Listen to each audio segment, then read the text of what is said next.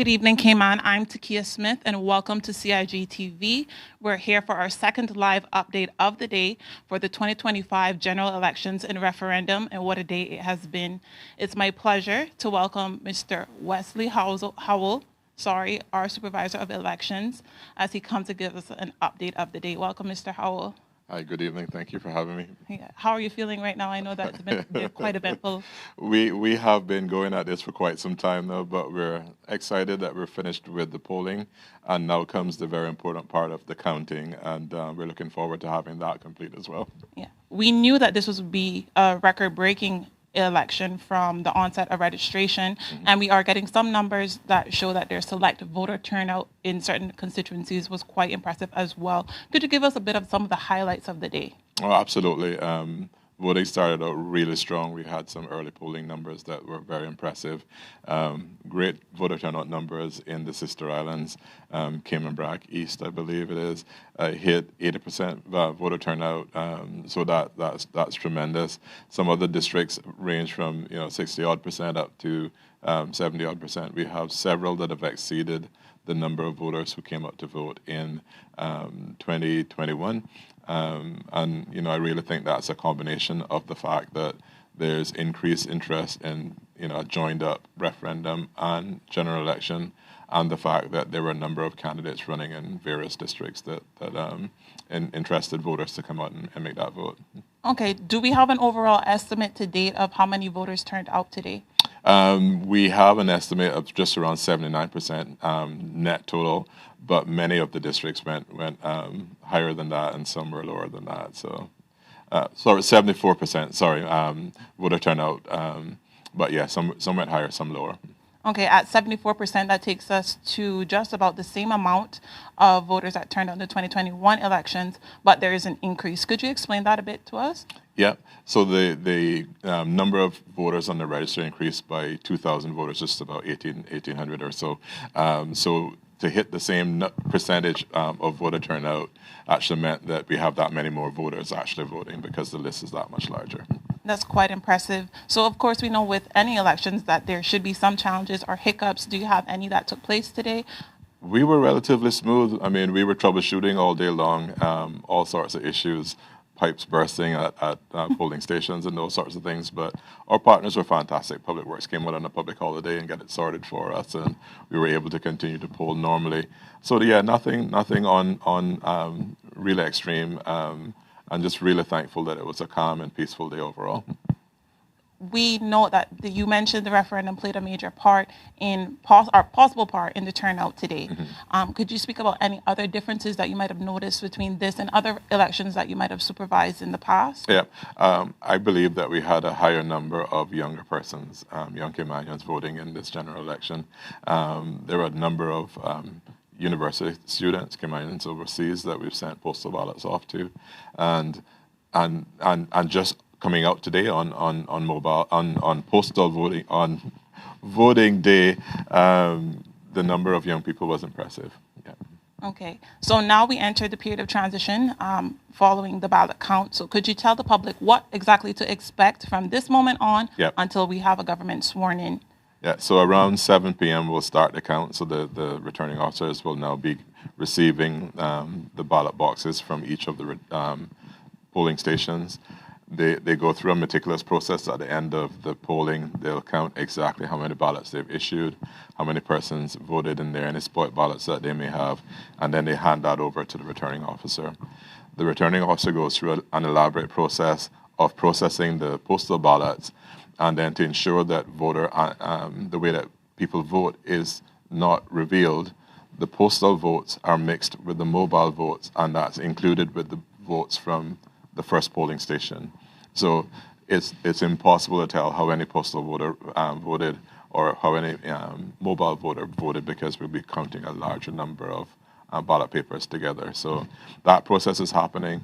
In the districts that we have two counts going on, so a returning officer and a deputy returning officer, the deputy will start counting the other ballot boxes, and we still look forward to having a result somewhere around midnight, maybe earlier than that for the smaller electoral districts. I know that's the million-dollar question everyone will be anxiously awaiting, and our colleagues from Radio Cayman will actually be having a live panel discussion. Absolutely.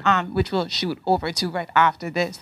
I had one last question. We know that after an election, misinformation is rampant. Yes. Do you have any rumors that you would like to dispel now, or any advice you would like to give the public on how to manage misinformation? Yeah.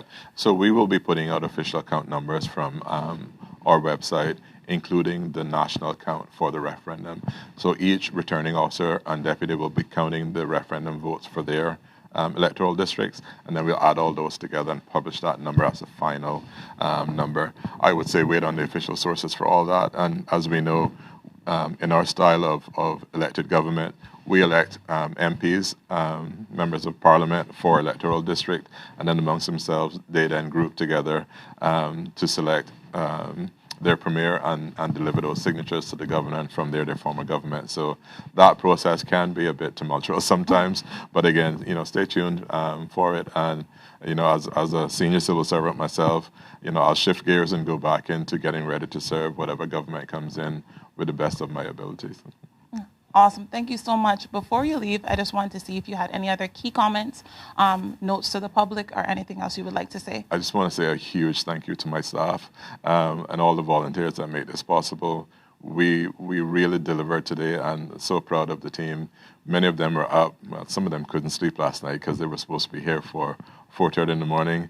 And they're still going strong with smiles on their faces and so on. So a huge thank you to them. And a huge thank you to our partners, the RCIPS, Public Works, Cayman Airways, DHL, all those folks that made it possible. DHL rushed ballots off of the BA flight that came in this afternoon and got them out in time to be counted tonight. So really happy about all that. And just a huge thank you to that. And thank you to the voters who came out in their numbers and exercised the democratic right. This is actually why we do what we do. And on behalf of the Cayman Islands, sir, I feel I am empowered to say thank you for your service. We know that this is not your first election, and you've done exceptionally well. So thank you so much for your commitment to making sure that we have a fair democratic process in your capacity as Supervisor of Elections. My pleasure. All right. Thank you so much. Thank you. We actually have results from our sister islands coming directly from our CIGTV correspondent, Mr. Giovanni Ebanks. He was able to speak with Deputy Supervisor of Elections, Mrs. Shavela Burke, today, and she gave us a synopsis of what voter turnout and engagement was like today in the sister islands. Giovanni, over to you. Good evening from the Cayman Brac Government Administration Building. I'm Jevi Ebanks. I'm joined by Deputy Supervisor of Elections, Ms. Shavela Burke. Ms. Burke, tell us a little bit about the update since we last spoke earlier today. Things have been going really well. Very smooth process for both Cayman Brac East and Cayman Brac West and Little Cayman.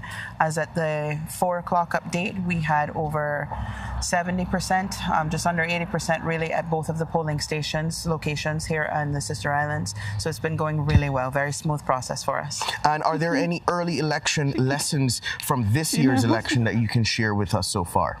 I would say no. I mean, things have been going really well for us. Maybe here and there some things to check with our teams once they come back to see if they have any feedback for us. But things have been going really well.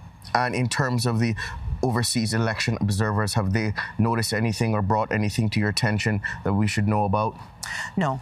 That information will be shared at a later time, but things have been going well with them. They have been pleased so far, I think, with just the interactions that we have had with each other, with questions that they have come forward with as far as what they do, the process. But otherwise, the details of their report will be shared at a later time. And were there any mishaps throughout the day? Anything that was a bit concerning? No. And finally, before we get out of here, give us a forecast for the night. What do you expect throughout the rest of the night in terms of counting? I know that's happening at Aston Ruddy. Tell me about that. Yeah, the count will start at 7 o'clock, and we do expect that it will probably go until at least between 10 and 11, possibly later, because we do have the referendum questions at this time. So that is the latest update from here in Cayman Brac. Reporting for CIGTV News, I'm Jevi Ebanks.